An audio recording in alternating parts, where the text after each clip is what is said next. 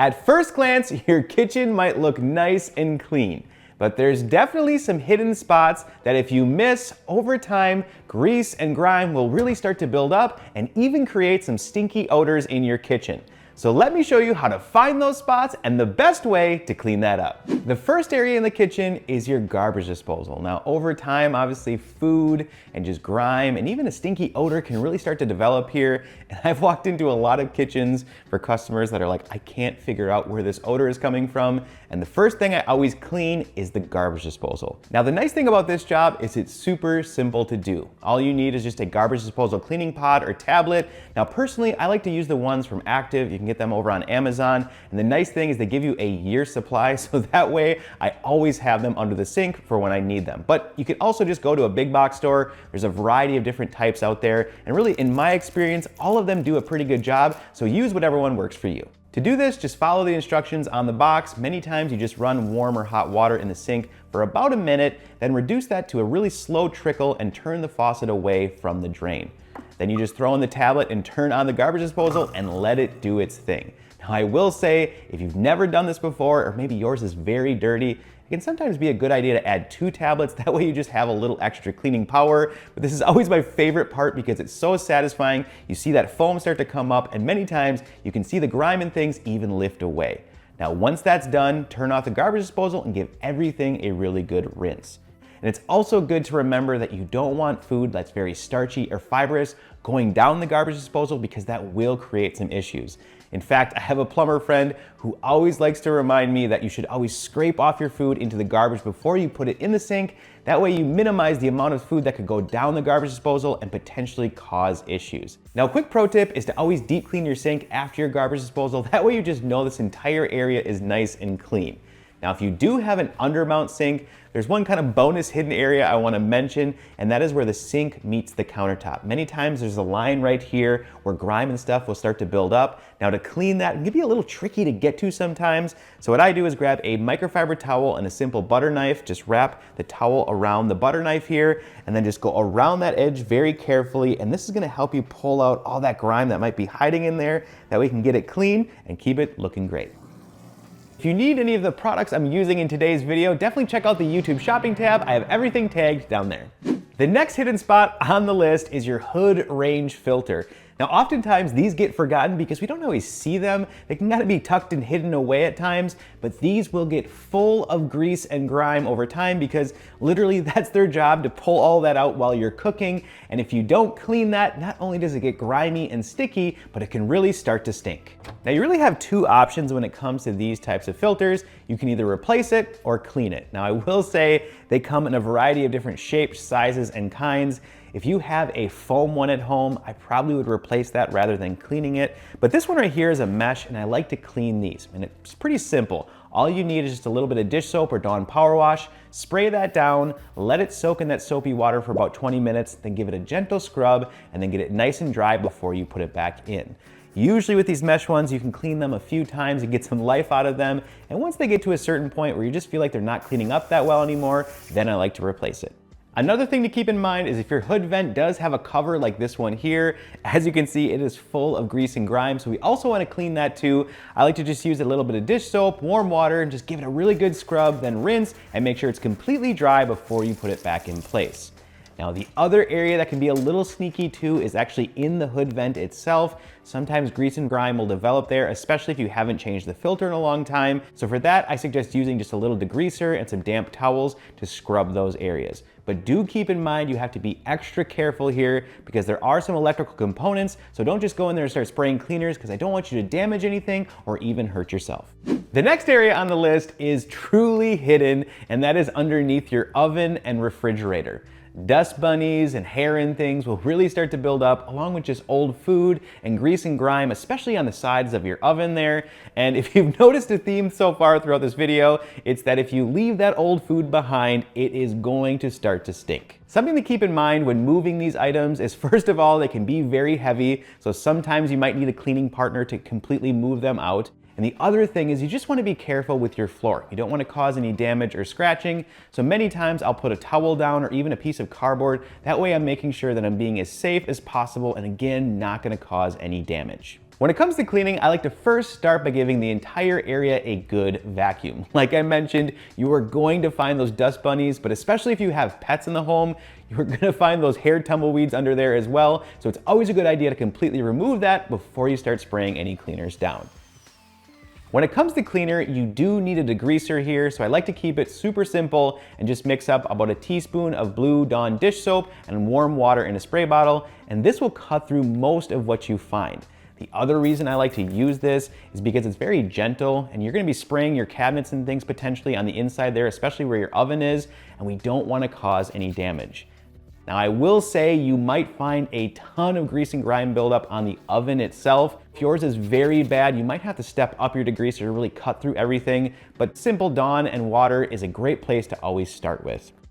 Now sometimes on the side of your oven you might find some really baked on burnt food that's just hard to scrub off. And for this, I like to just use a simple plastic putty knife. It does a really good job. You can just simply get in there and scrape it right off the surface. When cleaning this area, you will also need a little scrubbing power, so I like to recommend using a non-scratch scrub sponge. A Scrub Daddy or Scrub Mommy works great for this. And I just like to always clean kind of at the top and work my way down to the floor. Now, once everything is nice and scrubbed up, something else to keep in mind is you want to make sure to give that entire area a really good rinse. If we leave anything behind, any of our cleaners behind, that will dry sticky. And unfortunately, once it gets sticky, it attracts more dirt and it's harder to clean in the future, and we don't want that. Now, once everything's been nice and cleaned up there, I will come through with just a dry, clean microfiber towel just to give everything a good dry and buff. That way I'm not locking any moisture in when I push the appliance back in. And the other thing to just keep in mind is don't forget about the floor. I usually clean that last and then you're good to go.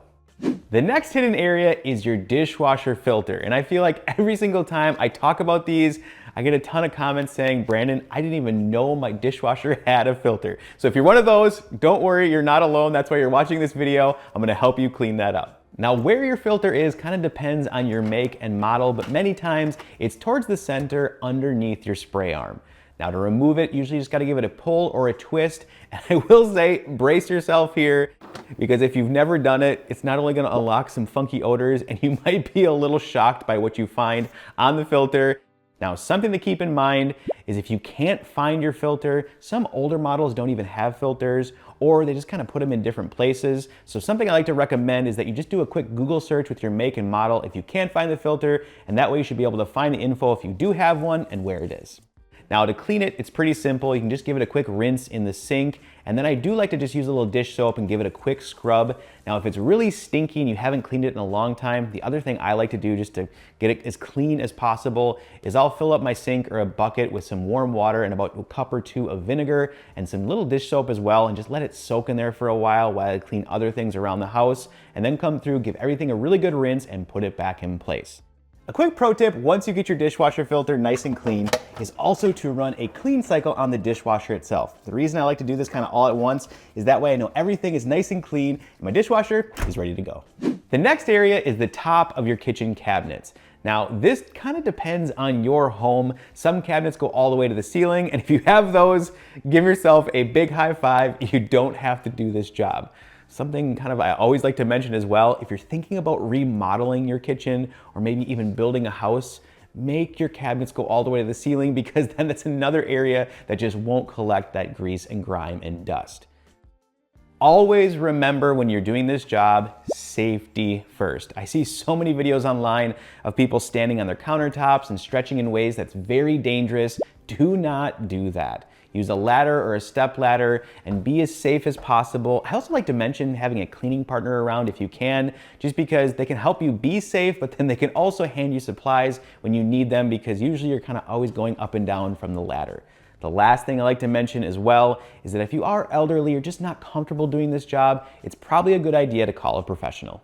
Now, this area can be a challenge to clean. I usually like to start by giving it a quick dust to remove that first layer there, and then come through with a degreaser, give it a quick scrub, rinse, and then dry with a towel.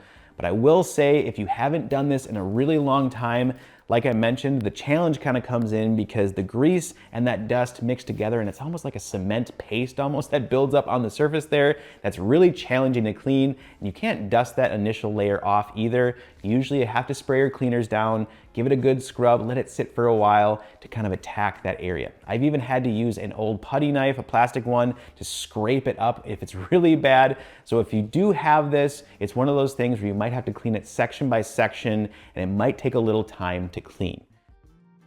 Now, one quick pro tip after you get your tops of the cabinets nice and clean, something you can do is either use some parchment paper or old newspaper and lay that out over the tops of the cabinets here. That way the next time they get all dusty and things, all you have to do is take the paper, throw it away, replace it, you don't have to clean it. The last area on the list is probably the easiest to clean, and that is your garbage cans. Many times we take out the garbage a few times throughout the week, but the garbage cans can get pretty neglected, and liquids and spilled food just start to build up in there and just get kind of nasty. And again, if you don't clean this, you already know it's gonna get stinky and nasty, and that will linger throughout your kitchen and your house. So by giving these just a quick scrub, just with a little Dawn dish soap or just a greaser, give them a good rinse out, you're gonna help prevent this. Now you might be wondering, how often should I be cleaning these hidden areas? Now when it comes to your garbage disposal, your dishwasher filter, and your garbage cans, I recommend doing this about once a month if possible, just because those are pretty easy and quick to do, and that way you stay on top of it. Now when it comes to the hood range filter, this kind of depends on how much you cook and use it, but I would say anywhere from 1 to 3 months. Just pay attention to it. If you start to notice that it's getting greasy, it's probably time to clean it. And then lastly, when it comes to underneath your appliances and at the top of your kitchen cabinets, I like to recommend doing this at least once or twice a year. And there you have it. Now you know some hidden areas in your kitchen that you should clean up. Now, if I did miss anything today, definitely drop a comment down below and let me know. And as always, thank you so much for watching. And if you're new here, consider subscribing and smash that like button. I also need to give a huge shout out to all the Clean Squad members over on Patreon and here on YouTube memberships. Thank you so much for your continued support of the channel. Now, if you want to join the Clean Squad and support the channel, all you need to do is click the link down in the description to go to Patreon, or you can also click the join button here for YouTube memberships. And as I always say, I'll see you on the next clean.